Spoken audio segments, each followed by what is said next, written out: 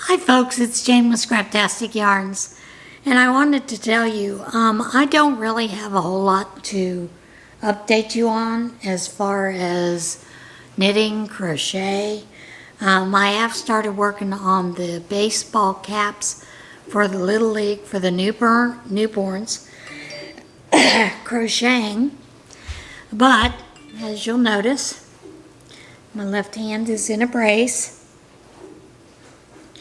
About 10 days ago, I had quite a few fingers on my left hand go numb, and my right hand goes numb every once in a while. But this has been a constant numbness, and I was a little worried about it. So when I was at the doctor, for my yearly physical and the yearly violation, I know TMI, but I talked to her about it, and I told her, I said I was hoping that it was not my neck, because as you know, I've had a herniated disc before and had discectomy, and I don't want to ever have to do that again, because I would imagine if it has to be done again, I will lose my vocal ability completely. Because of the way that my laryngeal nerve lays. When they go in, they open in the front. They used to go in the back, but now they open in the front, and of course my laryngeal nerve bifurcated and they've nicked it, and so I have one paralyzed vocal cord, which causes a lot of problems all the way around. And I said to her, so I figure, well, I'm diabetic, been diabetic quite a few years. It most likely is just, diabetic neuropathy. She got to looking at it, looking at my hand, looking at my other hand, testing them both. And she said to me, no, I'm pretty sure it's carpal tunnel. She said, I want you to look at the muscle right there where your thumb is, and that's this muscle right here.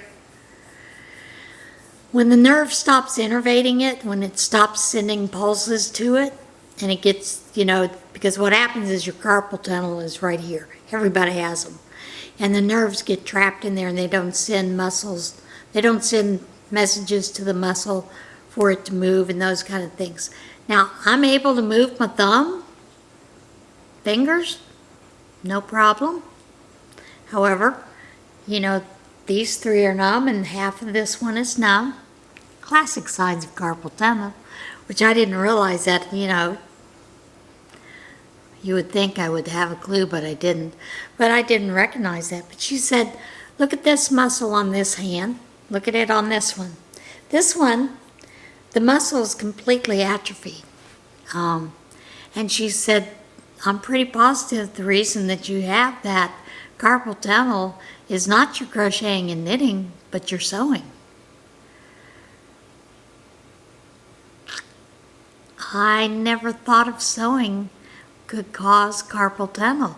Now, I do exercises all the time, but I've never done exercises to avoid carpal tunnel. In the sense, some of the other, things that you do to release this nerve down in here, down in the median, and down into that area there, which some of them are fairly easy, but I just never thought that I needed to do those, because I always was told those are what you do when you have carpal tunnel. And I didn't realize I had carpal tunnel. Well, I also have carpal tunnel in this hand. So this hand, I can wear the brace only at bedtime when I'm sleeping, or if I'm having pain in this hand. I gotta tell you, being in a brace like this, it's tiring. It makes that hurt. I'm supposed to leave it on pretty much all the time. I can take it off to shower and just every once in a while for a little while, but I need to put it back on. I'm told I can only sew an hour a day, which that'd be like telling a crocheter they can only crochet 15 minutes a day. I'm not happy with either one of those, but I have started some of the exercises because I'm waiting for the doctor's visit to go and have the nerve induction test, which that'll be on July the 18th. But they're going to do both hands. And she said, from the looks of it and from what I've seen in the past, you're most likely going to get some surgery on that hand. So I'm not a happy camper. I did get my knitting straightened out, but I didn't get any more done on it. Like I said, I'm going to get these hats. The only thing that I have started doing is started working on the baseball caps. And basically I'm just putting the brim around them, you know, around the base of the hat. Haven't started any of the stitching. Of course, haven't weaved in the ends. And you do the stitching across the top of the hat and the back, so it looks like baseball, little baseball hats. We do that for the Little League. Well, I do that for the Little League, and have done that for the past couple of years. So I'll do it again for them.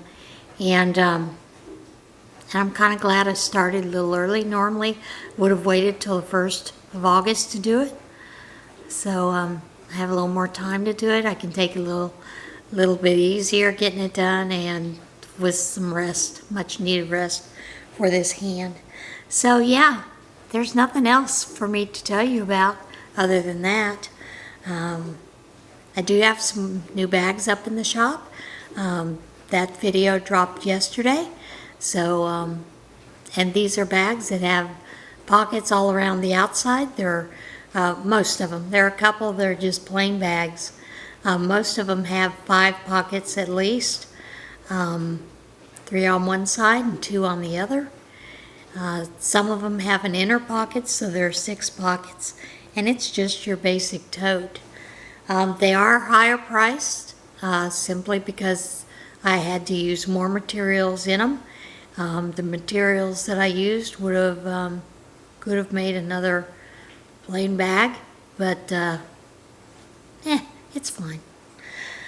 So that is it. Except for I do have somewhat in Tarnation. So let's get into that. The Toronto Zoo is asking visitors to help limit screen time for certain primates by refraining from showing cell phone videos to the facility's gorillas. Did you ever think that might be a problem? The zoo posted signs outside the gorilla enclosure asking visitors not to use their phones to show photos or videos to the gorillas, as some content can be upsetting and affect their relationships and behavior within their family. Well, that's humans too.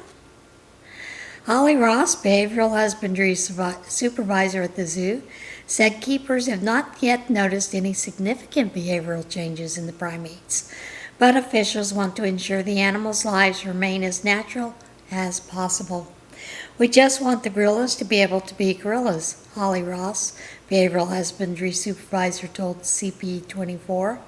And when our guests come to the zoo, we want them to be able to see the gorillas in a very natural state, and what they would be doing naturally to sort of connect with them on that level.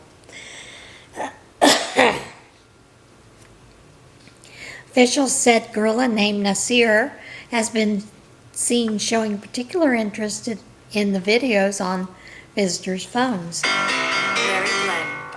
He was born in... Hang on, folks. Sorry about that. He was born in 2009, is fascinated by videos and screen time, and that would dominate his life if he had his way. They've had a lot of members and guests that'll actually put their phones up to the glass and show him videos. And Nasir is so into the videos, it was causing him to be distracted and not interacting with the other gorillas. And you know, being a gorilla, he was just so enthralled with gadgets and phones and the videos. He said Nasir and his fellow gorillas are already allowed to watch videos, including nature documentaries under controlled circumstances. We just want to make sure that we know the content, very much like managing an account for a child or something. You want to make sure that your parental controls are on and you're in control of what the content is that they're seeing. Now, today at a Bible study, We had someone that was talking about behavioral issues in our day, and basically they said the majority of teenagers, and probably 25 and under, cannot cope, cannot communicate without phones in their hands. They can't talk, can't strike up a conversation with people. They can't focus on doing assignments or anything like that. And teachers have to teach to a window of about 15 minutes before they lose the person's interest and are unable to connect with them. So it's an issue for even humans. All right, kitten rescued from engine compartment of car in Georgia. Police, animal control officers, and mechanics were able to rescue a kitten that spent hours stranded in the engine compartment of a car in Georgia. The Noonan Police Department said in a Facebook post that Animal Control Officer Cindy Hoffman responded to a call about a cat trapped in a motor area of a car in the parking lot of the TJ Maxx store in Noonan. Hoffman attempted to extract the kitten for about 2 hours before police contacted Honda for help. The team of mechanics assisted in rescuing the kitten from a small area between the radiator and front bumper behind a plastic cover. The kitten was dubbed Maxie in honor of where it was found. It was taken to the Coweta Animal Shelter where it is available for adoption in a few days. Mysterious flying creature keeps pounding in Oklahoma family's back door. That would be scary. An Oklahoma woman is trying to solve the mystery of an unknown flying creature that keeps thumping on her family's back door late at night. Carol Dillon of Oklahoma City said her family has repeatedly been awakened in the middle of the night by a loud banging on her back door. I thought somebody was hitting baseballs against the house. Then it started sounding like basketballs.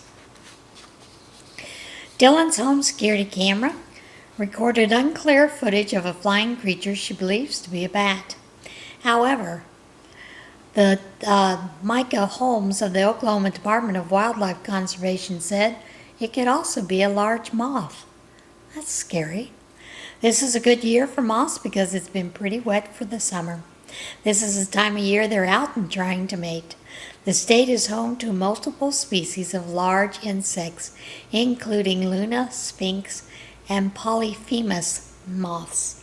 If it is a bat, keep in mind bats eat a lot of insects, mosquitoes, and other things that we don't like.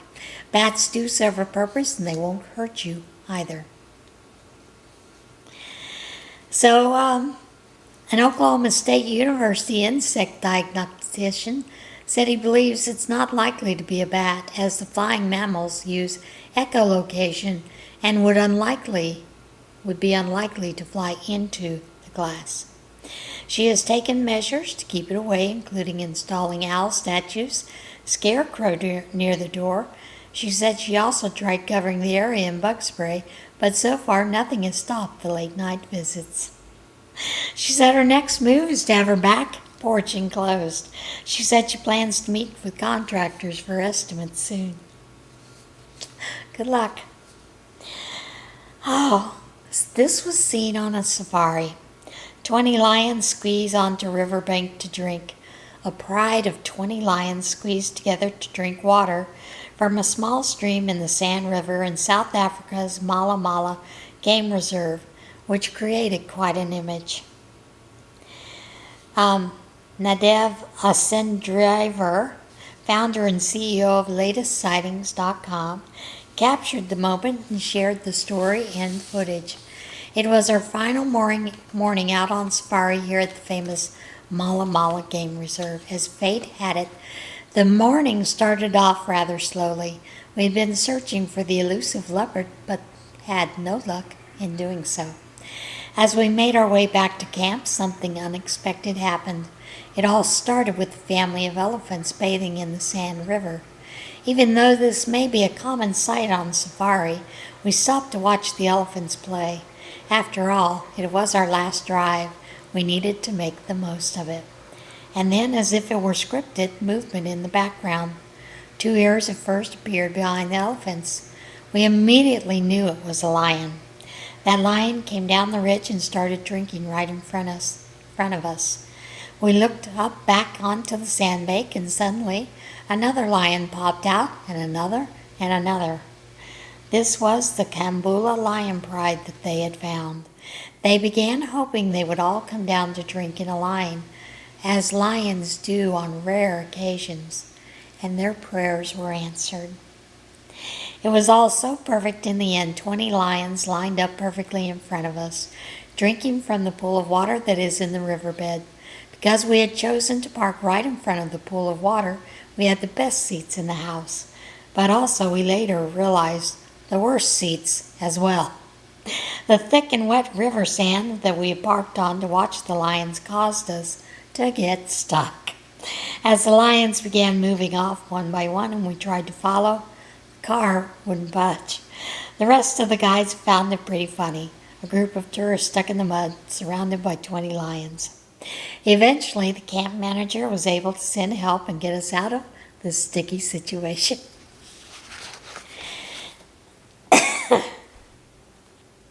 Mountain biker encounters laid back bear eyeball to eyeball on Utah Trail.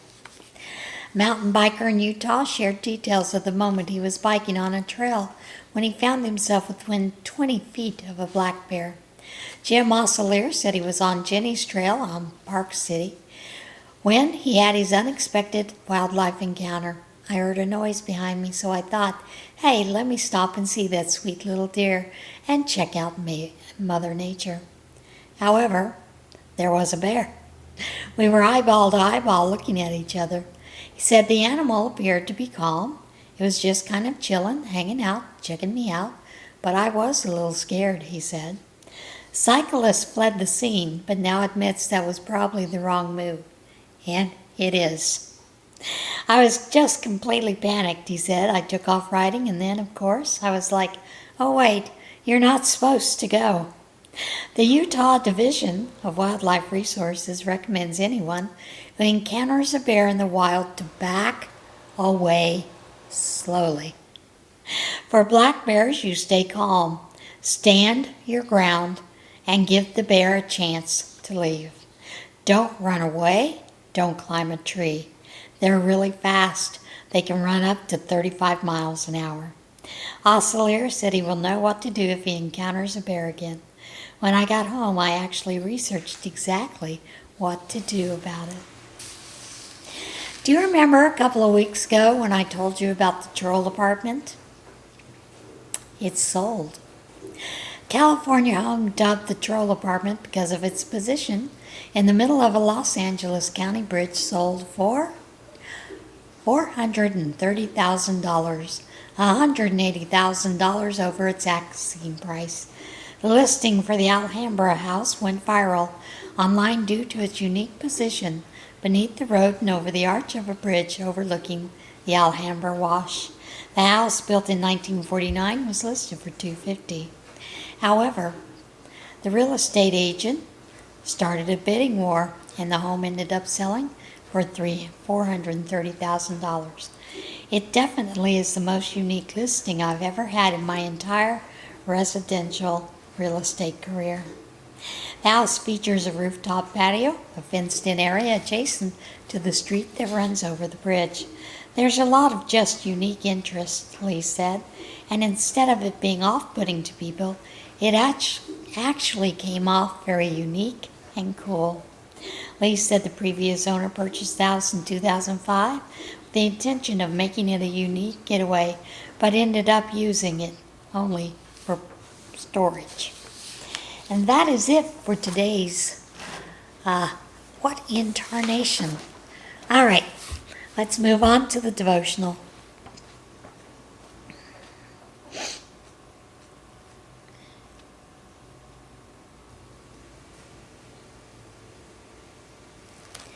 Perfect peace. You will keep in perfect peace all who trust in you, all whose thoughts are fixed on you. Isaiah 26, verse 3, the New Living Translation. What robs you of your peace?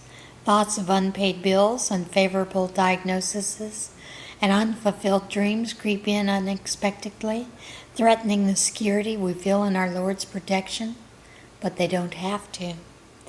These words in Isaiah are not a bargain. If we do this, he grants that. They are an observation. When we trust God fully and keep our minds on him, we naturally feel peace. Because he is perfect, only perfect peace can come from trusting him. Thoughts fixed on him are thoughts steeped in tranquility. When you trust God, what can you possibly fear? And isn't that true? All right, guys, that's it for today. Everybody, be kind to one another, love one another, and get out there and see this big, beautiful world we live in. And I'll see you again later this week. Bye.